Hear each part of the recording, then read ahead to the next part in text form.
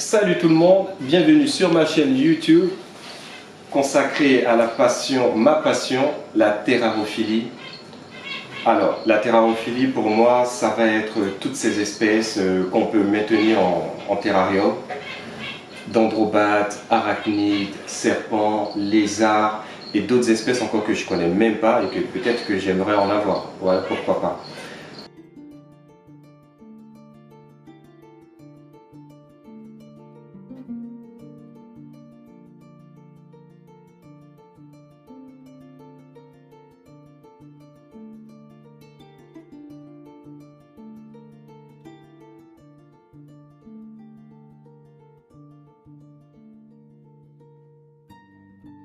Et là, je suis aujourd'hui chez Mélodie. Salut. Salut Mélo, comment tu vas? Ça va bien. Très bien.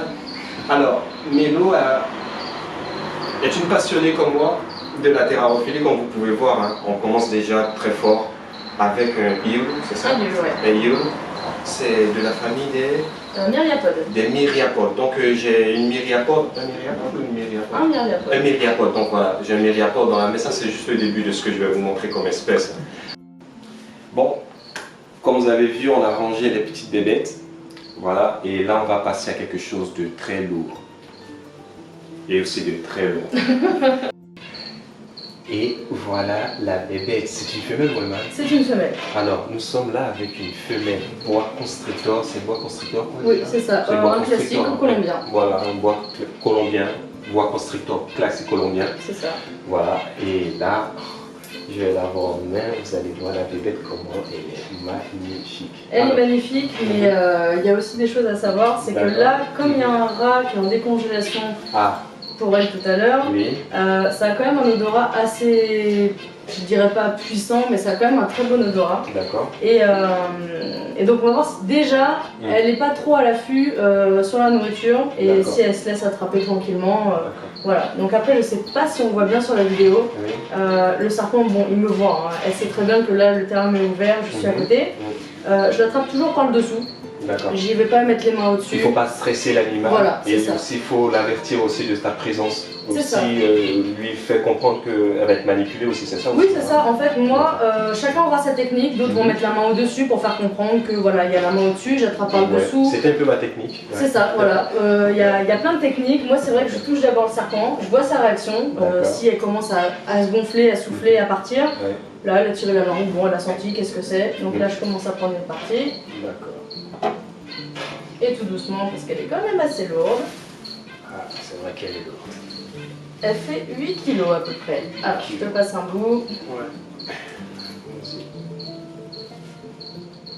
Et voilà. Et voilà la bébête. Magnifique espèce, magnifique bois. Et là, elle est dans un terrarium de combien déjà? Alors là, le terrarium, on va dire que c'est une taille vraiment minimum, parce que c'est quand même une grande femelle. Généralement, on essaye de faire des très gros terrariums. Oui. Malheureusement, pour du particulier, c'est pas évident d'acheter une bête qui au départ fait 60 cm et adulte 2 mètres. Tout à fait. Donc là, je suis partie sur un terrarium qu'on trouve assez facilement en taille. Donc c'est du 160 en longueur et j'ai donc 60 cm en profondeur et en hauteur. D'accord. C'est ça. Ça, c'est le truc idéal, on va dire le minimum. On va dire que c'est vraiment le strict minimum. Voilà. Le strict minimum. C'est ça. Sinon, pour toi, tu vas conseiller quoi par exemple à celui qui a un bois de cette taille-là? Moi, je pense qu'il soit super à l'aise. Le mieux, c'est de considérer la taille de son serpent déjà pour la longueur du terrarium. Donc pour une bête qui va faire 2 mètres adulte, un bon 2 mètres de long pour qu'elle puisse au moins s'étendre de tout son corps, c'est vraiment le minimum. C'est quand même des serpents qui sont semi-arboricoles, malgré leur poids, malgré leur taille. D'accord. Parce que mine de rien, quand ils sont pas en surpoids, vous voyez, elle est bien carrée, elle n'est pas obèse, elle n'est pas grosse. Donc certains peuvent dire qu'elle est très fine, mais en fait non, elle a juste pas de gras du tout. Et ne pas hésiter à vraiment aller sur la hauteur. Après, vraiment, je dirais, vous pouvez faire aussi grand que vous voulez. Plus c'est grand, mieux c'est. Mais pour du minimum, ça va être 1,60 en hauteur, avec idéalement une branche qui va aller vraiment de tout son long pour qu'elle puisse au moins y grimper. Exactement, parce que comme tu as dit, ils sont semi-arboricoles. C'est ça. C'est-à-dire qu'ils aiment grimper. Ils ne vivent pas dans des terriers comme le python ou le bois de sable fouisseur qu'on va vous montrer tout à l'heure. Ils aiment bien grimper aux arbres et tout, et ils se nourrissent aussi d'oiseaux. Hein, c'est ça, ça va être vraiment les proies qui passent à hauteur. Donc, voilà, donc Voilà, donc il faut un terrarium de 2 mètres, voilà, pour que cette bébête soit super à l'aise. Mais là, je ne trouve pas qu'elle soit si malheureuse que ça. Elle est super bien. Elle a son point chaud et son point froid. C'est ça. En fait, c'est vrai qu'après, les serpents en captivité, bah, ils ont à peu près tout ce qu'il leur faut au même endroit. Dans la nature, il va devoir se déplacer beaucoup aller chercher la nourriture, l'eau, alors que là, vous proposez de l'eau fraîche tout le temps, elle a de la nourriture quand il faut, elle a son point chaud, elle a un point frais, elle a une cachette, en fait elle a absolument tout ce qu'il faut. Donc c'est vrai que la taille, c'est vraiment pour que l'animal soit à l'aise quand il se déplace quand même dans le terrarium, mais ça va pas avoir un instinct de chasse, de fuite, donc c'est un animal qui va aller au point chaud quand il a besoin, dans l'eau, au point frais, et voilà, ça reste quand même assez passif comme espèce. D'accord. Vous avez la bébête, comment elle est magnifique. Alors qu'est-ce qu'on avait dit déjà? C'est quoi sa taille à peu près? Elle est dans les 2 mètres. Dans les 2 mètres? Ouais. D'accord. Et vu son poids à peu près, tu sais pas trop? Si, elle pèse à peu près, ouais, c'est dû à peu près parce que je ne pèse pas régulièrement non plus, mais la voisine est 8 kg. La voisine est 8 kg? C'est ça, donc c'est une bonne femelle. Une très bonne femelle, une très belle femelle aussi, il faut le dire. Et en dehors de sa taille, qui est un inconvénient pour ceux qui n'ont pas un grand espace, c'est pas un animal dangereux. C'est-à-dire même pour un débutant, tu peux conseiller ça à quelqu'un qui débute dans la terrarophilie. C'est ça, quelqu'un qui débute, mais pas non plus quelqu'un qui est... peut-être pas un enfant par exemple, parce qu'on peut faire commencer avec un enfant, même de 10 ans, lui apprendre un peu les bases et tout ça. Mais c'est vrai que le boa, c'est quand même une bête qui est très puissante, qui est très grande. Exact. Et je pense que comme ça reste quand même des animaux qui sont potentiellement imprévisible, il faut faire attention. Ça a quand même beaucoup de force et je pense qu'un enfant de 10 ans ne serait pas capable de nourrir peut-être un animal qui, s'il venait à faire un mauvais geste, à s'en sortir tout seul. Voilà. Donc vous avez vu, par rapport au gabarit aussi, on va l'éviter pour les enfants, mais pour adultes, à part ça, à part sa taille, pour un débutant, pour quelqu'un qui a envie de se lancer dans la terrarophilie, le bois sera magnifique, sera parfait. S'il a la taille, le truc, une bonne espèce. C'est une bonne espèce parce qu'elle mange bien, elle n'est pas timide, elle se laisse quand même assez manipuler. Comme vous pouvez le voir, elle se laisse facilement manipuler, vous avez vu.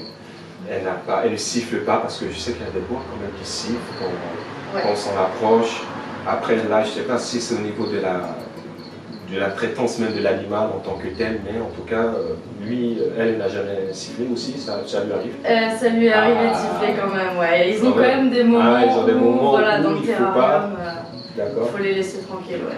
Ok, et quand ils sifflent, ça veut dire laisse-moi tranquille, mais ils ne vont pas attaquer aussi. En fait, c'est un peu comme le chien qui grogne, il va grogner avant de mordre, le serpent va mettre sa posture et son moyen de défense d'abord pour prévenir que je peux te mordre, je peux t'attaquer.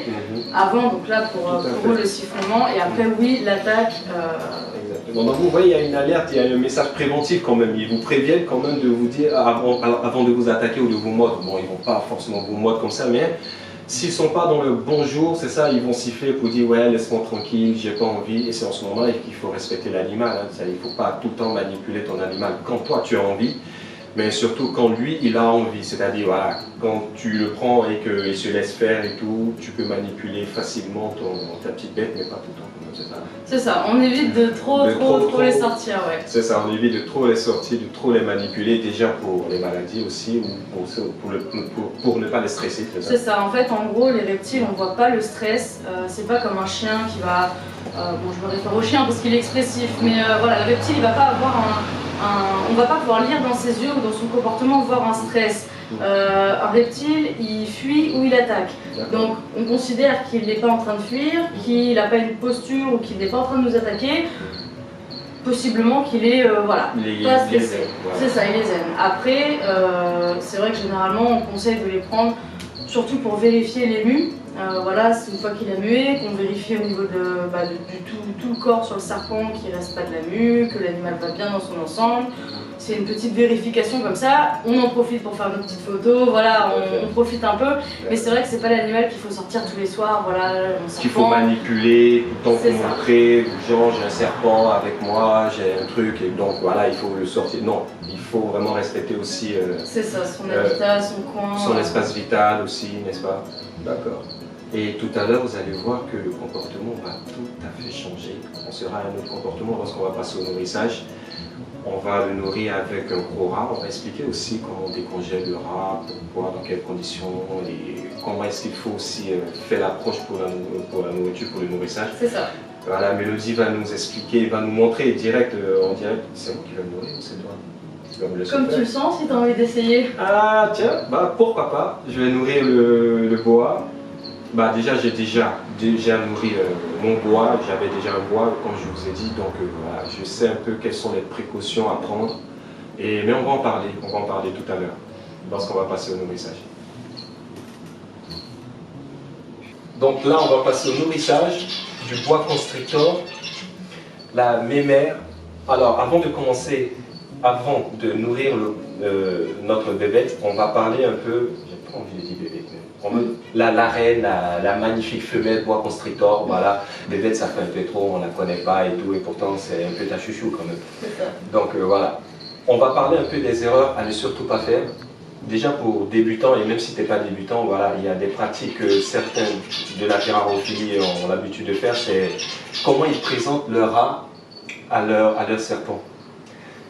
L'une des erreurs que font souvent, c'est de prendre le rat par la queue, comme ça, et de le présenter à son animal, comme ça. Hein, c'est vraiment que c'est une erreur, on est d'accord.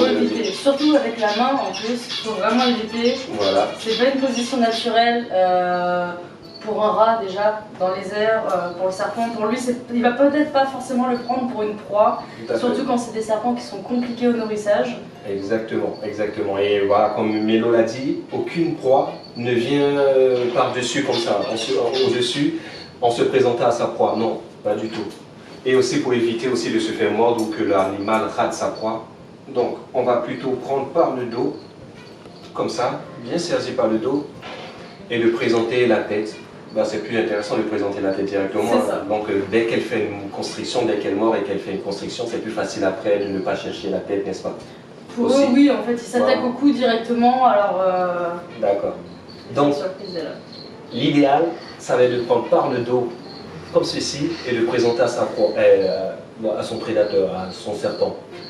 Alors, qu'est-ce qu'il ne faut pas surtout faire? Est-ce qu'il faut aussi toucher l'animal avec ou essayer de l'attirer? En fait, ça dépend. Là, par exemple, on va essayer de la sortir au maximum pour qu'on puisse la voir. Donc, on va lui présenter, elle va voir. Et en fait, on va voir qu'elle va tirer la langue pour sentir les odeurs. Elle va se rapprocher au fur et à mesure. Donc, nous, on va la tirer un peu en dehors du terrarium. Après, pour des serpents comme ça, c'est assez facile. Ma proie, elle n'a pas été réchauffée. Elle est juste décongelée à température ambiante. Et elle est habituée aux morts. Ah tiens, parlons de ça. En fait, comment tu décongèles ton rat? Alors, moi... Je viens de voir que tu as des techniques. Tu viens de parler de décongeler comme ça, sans mettre dans de l'eau chaude. C'est ça. En fait, déjà, on ne met rien dans l'eau chaude. Faut éviter, même pour nous, hein, la consommation, vraiment tout ce qui est congelé, en fait, il faut que ça décongèle progressivement. Alors, mais pas trop lentement. Par exemple, mettre au frigo, c'est pas non plus une bonne idée, parce que les bactéries, en fait, vont avoir le temps de reprendre la température et de proliférer. Alors qu'à température ambiante, on sait qu'un rat de cette taille, par exemple, sur une plaque comme j'ai en fer ou dans un matériel un peu exprès, on va atteindre la décongélation pour un rat de 400 grammes à peu près en 2 heures. 2 heures, 3 heures. On ne va pas laisser trop longtemps, donc on présente après tout de suite. Donc, mais pas dans l'eau chaude, au mieux dans l'eau froide. Donc soit la proie entière dans l'eau, soit dans un récipient. Voilà. Mais il ne faut pas la réchauffer. Enfin, il ne faut pas la réchauffer pour la décongélation. Après, on peut toujours la laisser sur un petit tapis chauffant quelques minutes avant de le présenter pour des serpents qui ont des fossettes thermosensibles comme les pitons ou pour ceux qui ont un peu plus de mal à se nourrir. Les fossettes thermosensibles les aident à détecter leur proie, n'est-ce pas, qui sont des animaux à sang chaud le plus souvent. C'est ça. Donc les fossettes thermosensibles servent à ça, donc voilà. D'accord, ok. Donc là on va passer au nourrissage, on va commencer à tirer la petite bébête.